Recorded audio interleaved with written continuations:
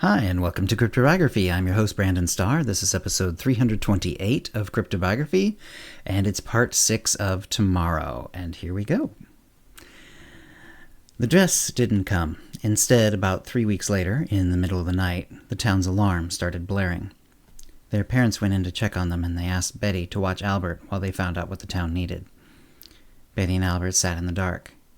Betty could have lit a candle, but part of her was hoping that their parents would be back soon to tell them everything would be all right and that it was okay to go to bed. But the alarm kept crying, and after a while, Betty was sure that she also heard some yelling and screaming of people. When she could definitely hear yelling somewhere in the houses near them, Betty told Albert to stay in bed and quickly got dressed and put on her coat and boots. She opened the door, and the shouts were louder. She could also smell smoke. A horrible, sinking feeling hit her in the stomach. She didn't know what to do. She didn't want to leave Albert alone, but she had to know what was happening.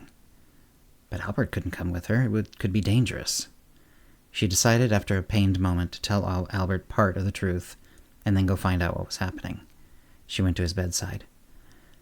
"I'm going to go see what's going on," she said. "There's smoke, and I think some of the adults are nearby.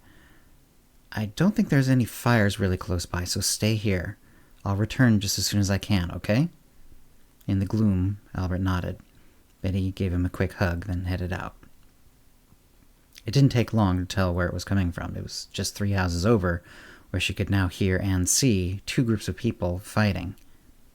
She recognized some of them as her townsfolk, but she didn't see her parents among them. The ones she recognized were fighting with the ones she didn't recognize, and they were losing badly. She couldn't help. She was too young, too small, and she hadn't been taught how to fight. But she had to find out if her parents were all right. She snuck forward, using anything she could find for cover. She didn't see any sign of her parents, but the battle raged. Her townsfolk on one side and what were clearly the mainlanders on the other side. Many of them had red crosses on their chests. Also, every last mainlander that she could see was an adult man. She snuck forward until she was actually inside the outer edges of the melee, which was wide and wild. She saw something that caught her breath. She was sure it was her mother lying on the road, only about a house away.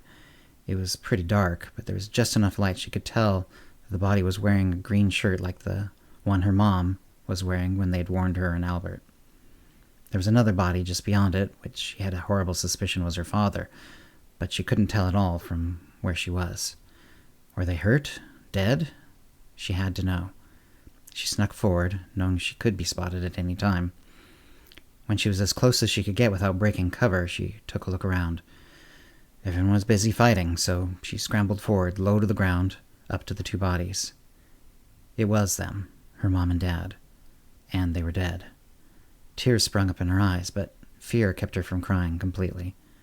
There was a yell near her, and she looked up. A man with a spear was advancing on her. She yelped and sprung up.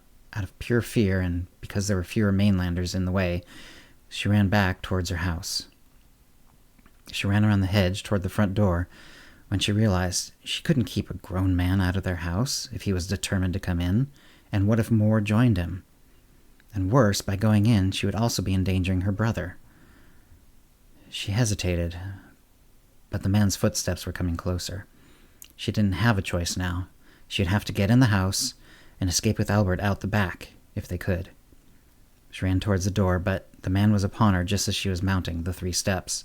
He grabbed her and she screamed. Another 2 men were coming around the corner. She yelled and kicked at the man, and he struck her across the face hard. Spots swam in front of her face. The door opened and a horrified Albert stared at them. He had come to try and help his sister. "Run, Albert!" she yelled. But one of the men pushed past her and with a heavy boot kicked Albert hard in the stomach. Albert both crumpled and fell backward, and his head hit the doorway of the entry hall with a crack. The man who had kicked him slammed the door shut, and the 3rd man, who had a torch, was splashing something all over the porch. Then, as they dragged Betty away from the house, they lit the liquid on fire, which immediately turned the front of the house into a wall of fire. Betty was screaming and begging, but they were tying her up, and they gagged her. She could only squirm helplessly as they dragged her away from her home, with her unconscious brother inside, mere feet away from flames that would soon consume the only home she'd ever known.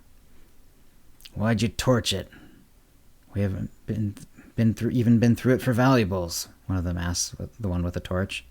"They found a large amount of loot," the torchbearer said. "Peter says it's time to load up and return home." And that's the end of the story for this week. If you have any comments or questions about this episode or previous episodes, cryptobiography@gmail.com, or hit us up on Facebook or Twitter. And thanks for listening. Words and music copyright 2023, CryptoBiography LLC, all rights reserved. Characters and events are fictional, fictionalized, or satirical.